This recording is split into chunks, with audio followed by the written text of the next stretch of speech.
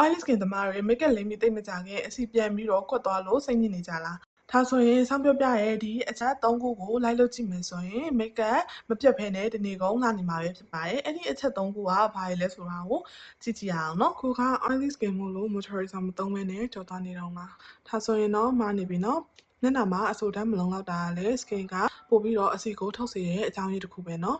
ကိုကအရင်အစီပြန်နေဆိုရင် gel moisturizer လေးတွေသုံးပေးလို့ရပါတယ်ဒါတော့ makeup လိမ့်က moisturizer အရင်ခံလိမ့်တာပါ moisturizer ကိုအများကြီးလိမ့်တာမျိုးမဟုတ်ဘဲနဲ့တိတိနဲ့ပမာဏလေးလိမ့်ပြရမယ်ပေါ့နော်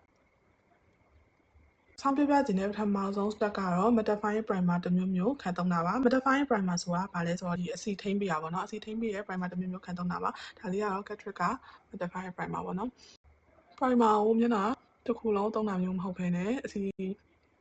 စီပြန်တာများတဲ့ဒီစုံနဲ့အာနာလေးတွေရဲ့မေးစီလေးရဲ့ကိုသုံးပေးပါမယ်နောက်ဆိုရင်ရပါပြီဒုတိယ step အနေနဲ့ကတော့ foundation မှာ foundation ကို oily skin သမားတွေအနေနဲ့ oil free foundation ဒါမှမဟုတ်ရင် matte foundation ကိုရွေးချယ်ပြီးတော့အသုံးပြုသင့်ပါတယ်။ရှောင်ရမယ့် foundation လေးတွေကတော့ဒီ heavy cream foundation ဒါမှမဟုတ်ရင် stick foundation လေးတွေပေါ့နော်။ဒီ cream foundation တွေမှာကပုံမှန် foundation တွေထက်ပိုပြီးတော့အစီပါဝင်မှုနှုန်းပိုများတဲ့အတွက်ကြောင့်အစီပိုပြတ်စေပါတယ်။ဒါကြောင့်မို့လို့ဒီ cream foundation တွေကတော့ oily skin သမားတွေအတွက်မသင့်တော့ဘူးပေါ့နော်။အောက်မှာရှိရဲ့ matte foundation လေးတွေကတော့ဒါလေးတွေပါ။ဒါဆိုရင် Maybelline က Fit Me ဒါဆိုရင်တော့ CT ရပေါ့နော် CT က airbrush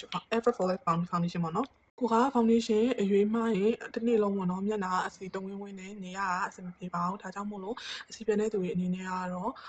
ဒီလို matte foundation လေးတွေသုံးပေးသင့်တယ်ပေါ့နော်တတိယ step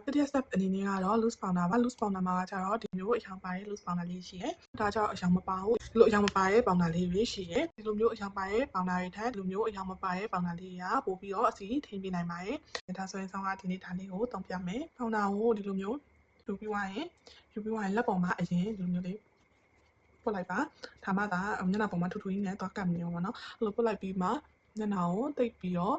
လိမ့်ပေးပါမယ်ဒီမျက်နှာလုံးကိုတစ်ထပ်အရင်လိမ့်လိုက်မယ်ဒီလိုမျိုးမျက်နှာတစ်မျက်နှာလုံးကိုတစ်ထပ်လိမ့်ပြီးပြီဆိုရင်ဒုတိယတစ်ထပ်ထပ်လိမ့်ပါမယ်နောက်ဆောင်းတို့ဘယ်နေရာတွေကိုလိမ့်မလဲဆိုရင်အစီပြန်တာများတယ်ဒီလိုမျိုးနှာခေါင်းကြားလေးတွေဒီလိုမျိုးနှာခေါင်းတီစုံ